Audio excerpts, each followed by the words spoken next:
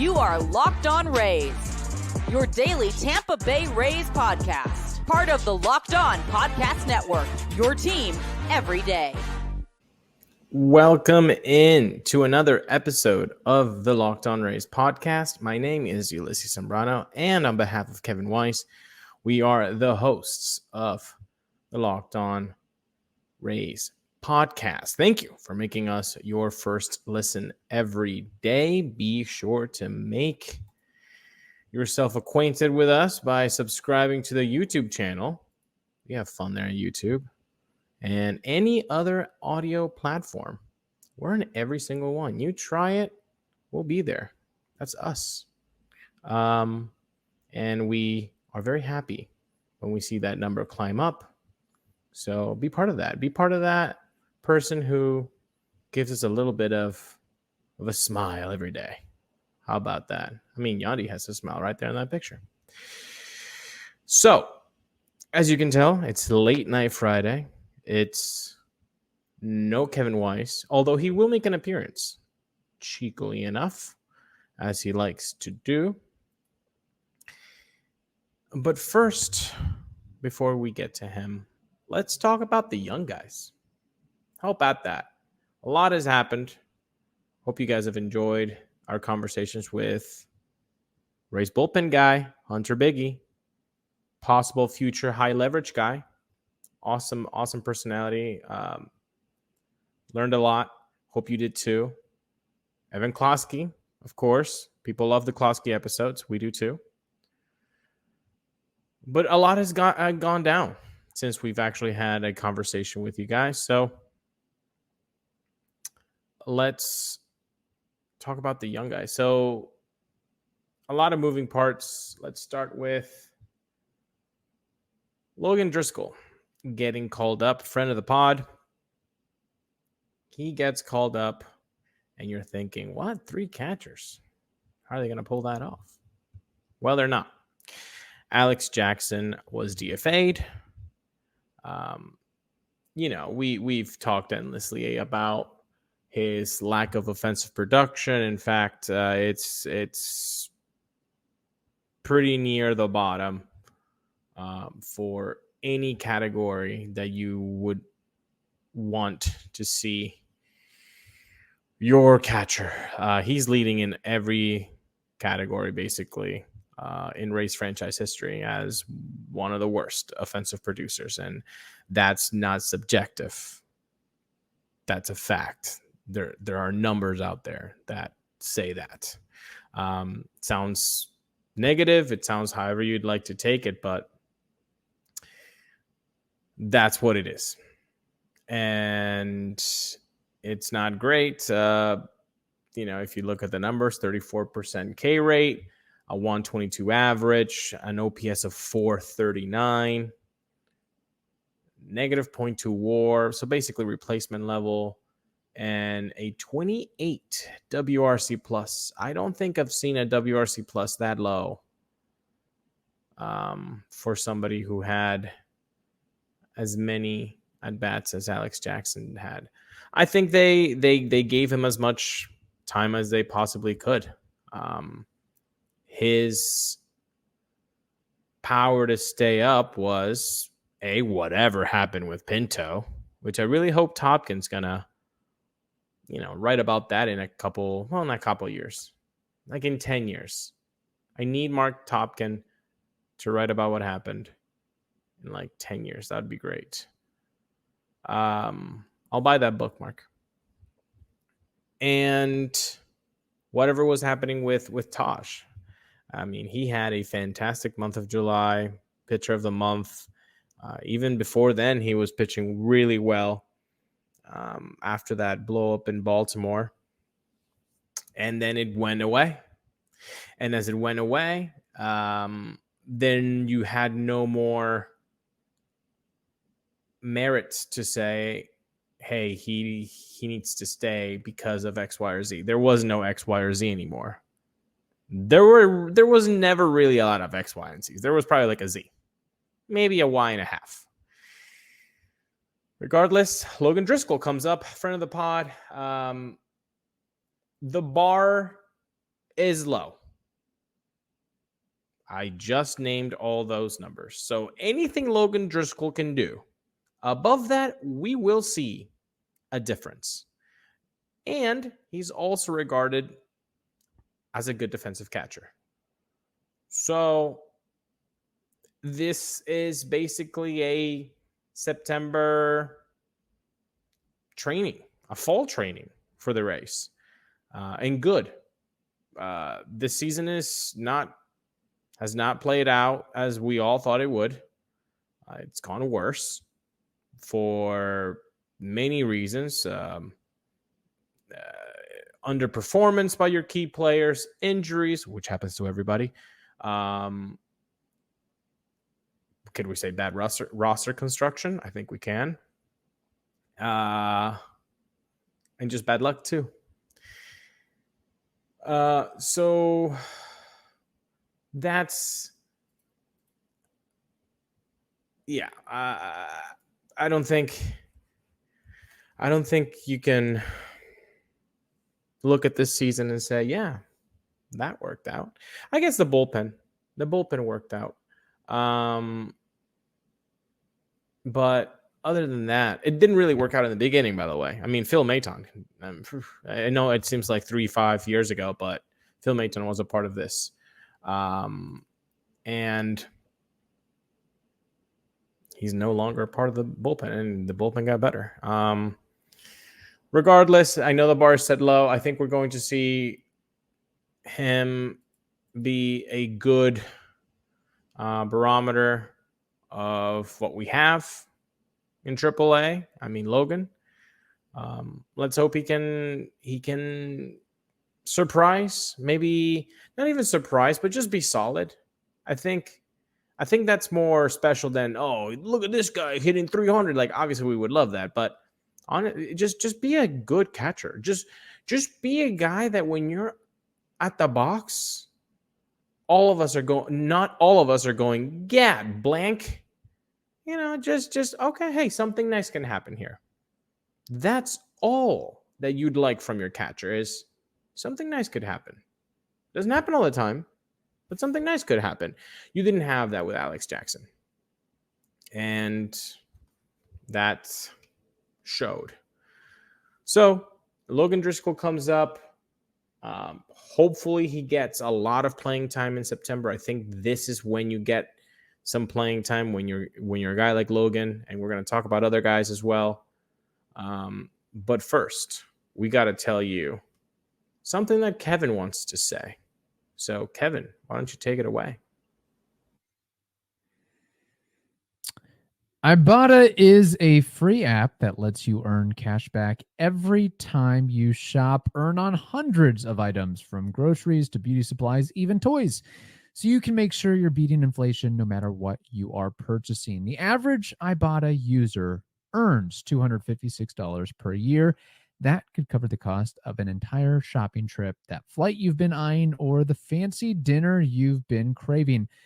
While other apps out there give you points that don't really amount to much, with Ibata, you earn cash back that you can withdraw to your bank account, PayPal, or gift card. Simply add offers in the app, upload your receipt, and voila, the money is yours. You can save on over 2,400 brands and shop at over 1,000 retailers, including your favorite grocery stores, Lowe's, Macy's, Sephora, Best Buy, and so much more.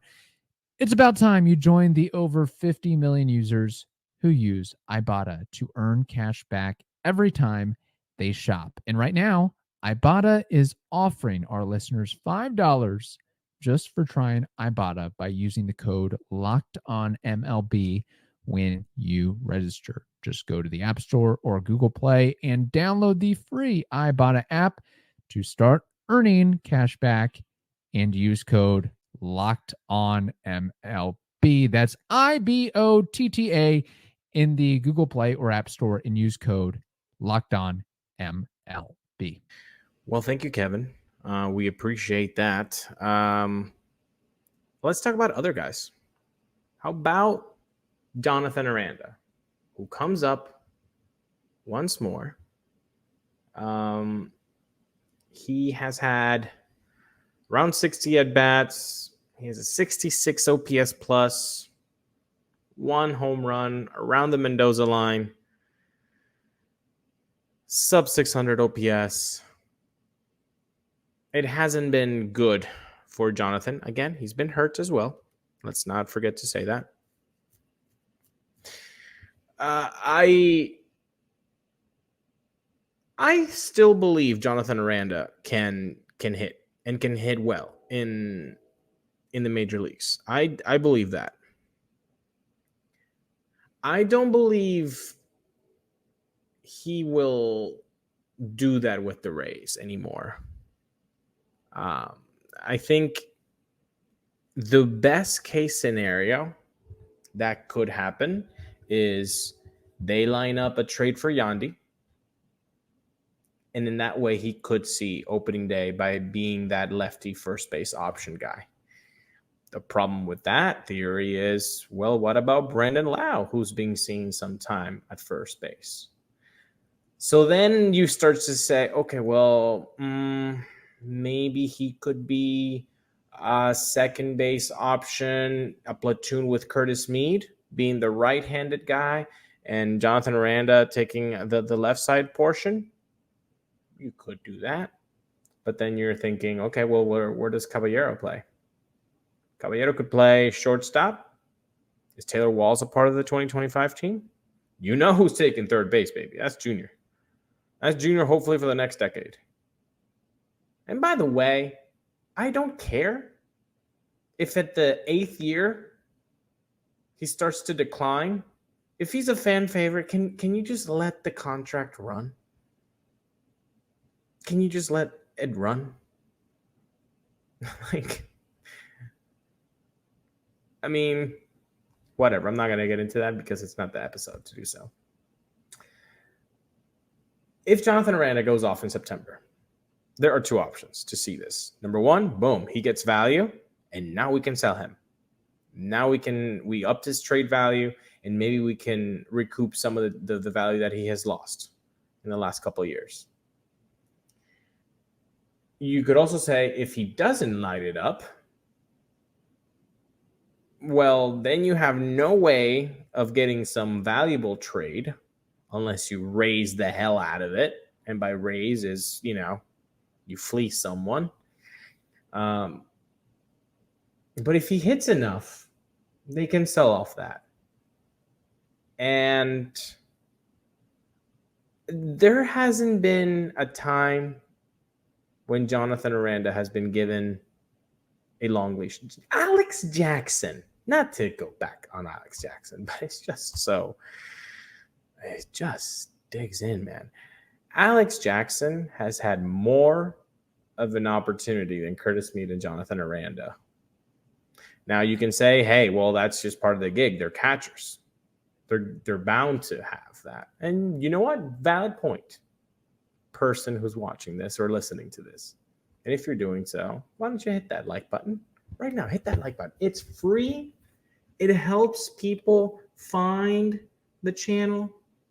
It's fun. If it wasn't fun, you're not watching this. And if you're not watching this and you're just listening to it, join the YouTube channel. Join the YouTube family. Guess what? There's comments all around. And people interact with each other and we show them on the show. It's pretty fun. And we have stills of Eric Neander with his Hollywood smile and Stu Sternberg with his lips pressed because I think in this picture he's thinking about something else. Regardless, I don't think Jonathan Aranda is going to be hitting with the Rays. I see him being moved. Can you pay $10 million to Yandy with the production that he gave you this year? Some would say no. Some would say yes. I understand Klosky's point of, hey, you're not getting any power from first base, and that's a problem because nowhere else you're getting power to supplant that. But I can't see this team. I can't see this team being successful without having someone that does what Yandy does. Good eye at the plate, patience, puts the ball in play, goes against his power and hits line drives to right field, to opposite field. That can move runners, that can create hit and runs, that can create opportunities for the defense to falter as well. He's a very different type of player than the Rays have in the roster right now. He's unique when he's going well. And he's gone well for 4 months, maybe. Not great. He's gone well. How well can he play next year? I don't know. It seems like it would be kind of a roll of the dice. Would the Rays roll the dice for $10 million? They didn't do it for KK at 11.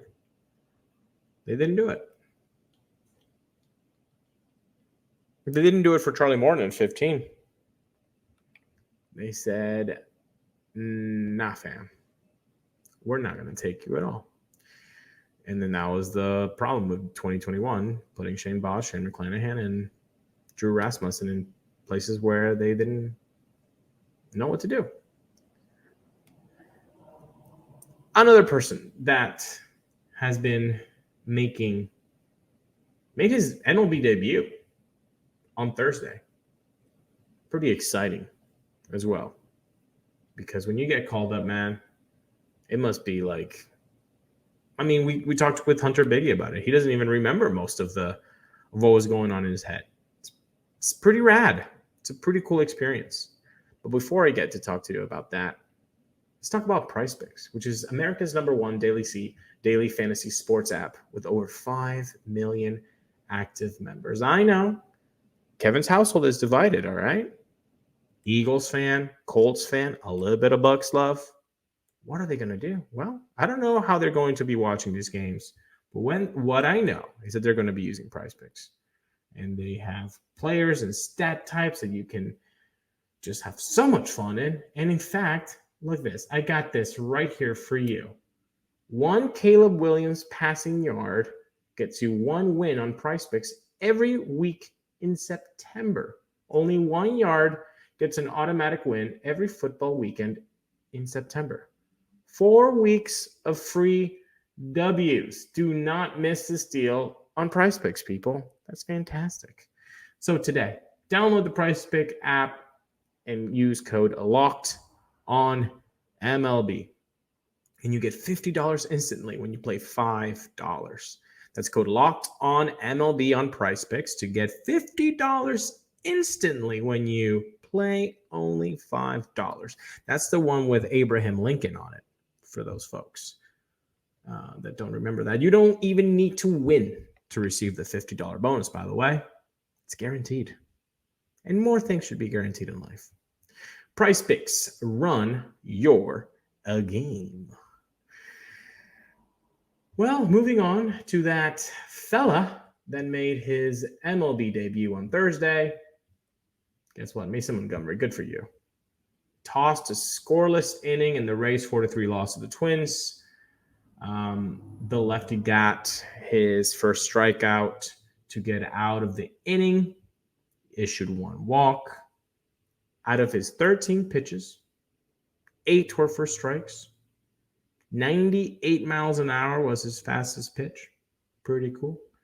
For those of you that don't know, Mason Montgomery was the Rays minor league pitcher of the year in 2022. He posted a 2.10 ERA.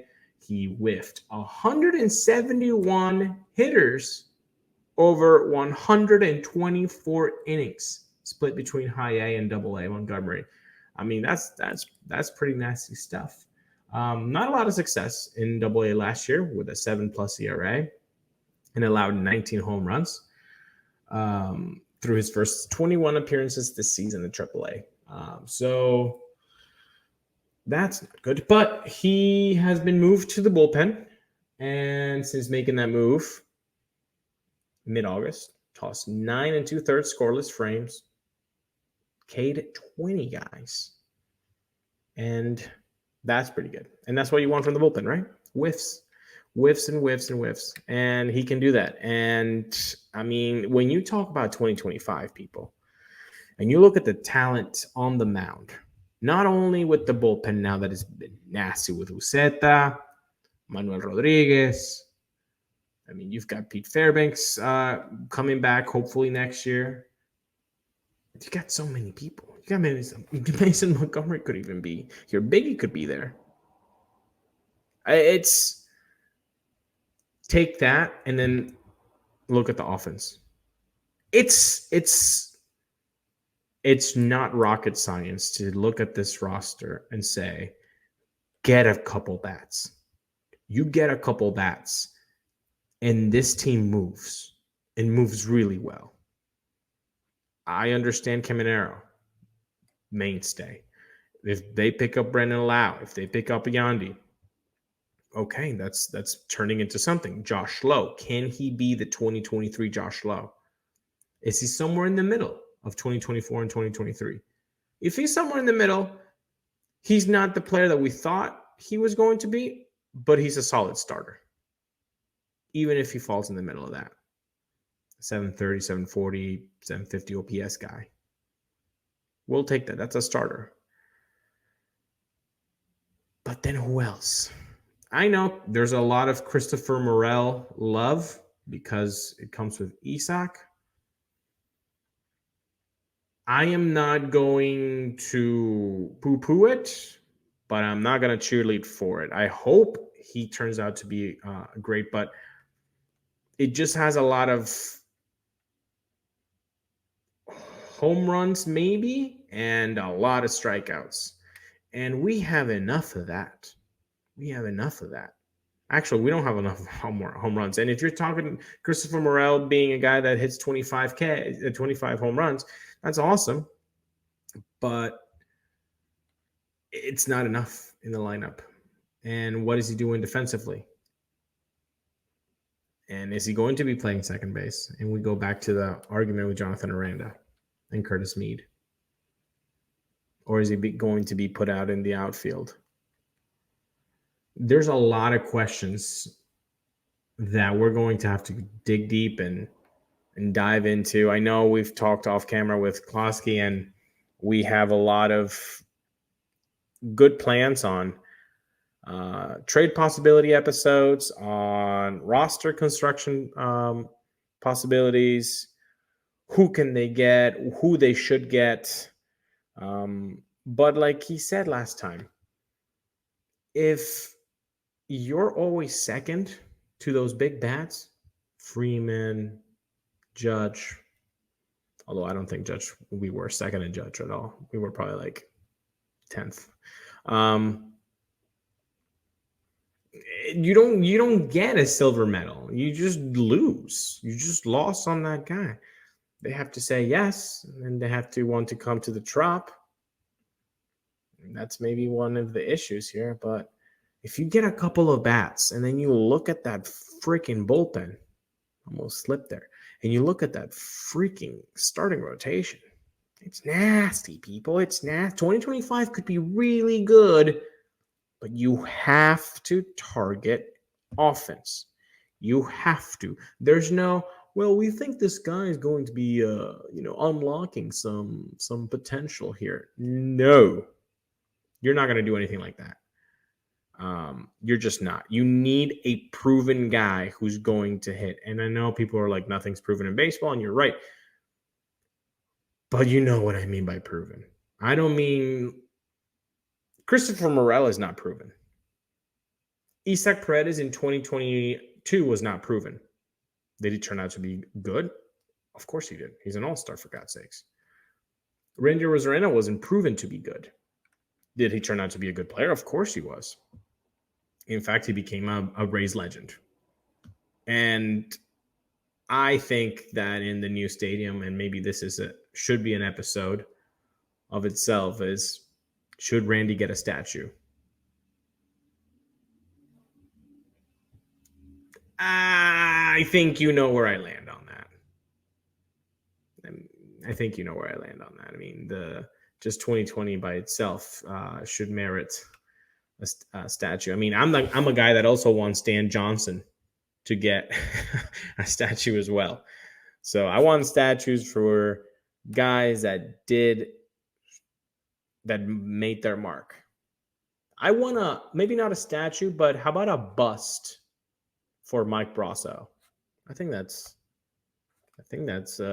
appropriate. Maybe for Brett Phillips too. But yeah, no, it's gonna be fun for the off season because guys and gals.